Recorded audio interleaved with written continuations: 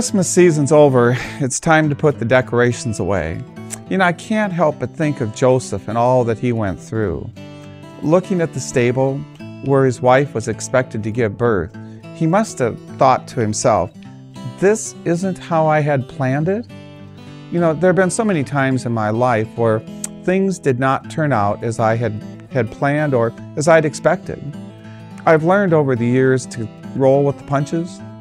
Julie and I have made a tradition of giving to Jesus during Christmas an equal amount to what we spend on Christmas gifts for friends and family.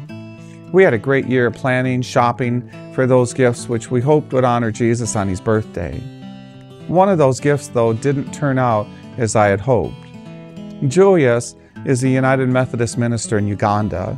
We've been helping him now for several years to finance a school and pay a part of the teachers' salaries. This year, we settled on an amount for the school and the students. We contacted him by email. I purchased the MoneyGram, sent him the directions on how he could pick up the funds. Worked in the past, but this year he wrote back and then he called asking, Bob, are you not planning to keep your word by sending the money? It hasn't arrived.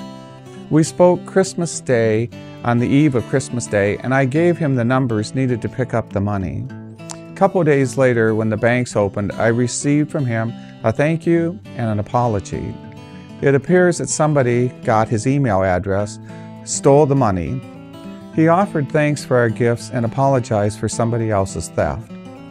I had not intended for the money to be used by some crook in Uganda.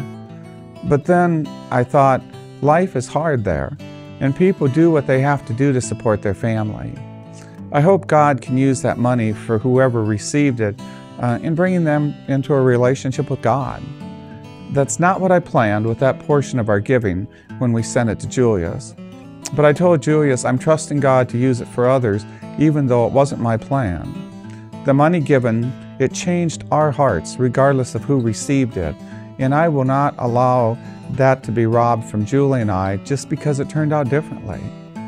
Joseph may not have planned for Jesus to have been born in a stable, but looking back, it seems to have turned out pretty decent anyway.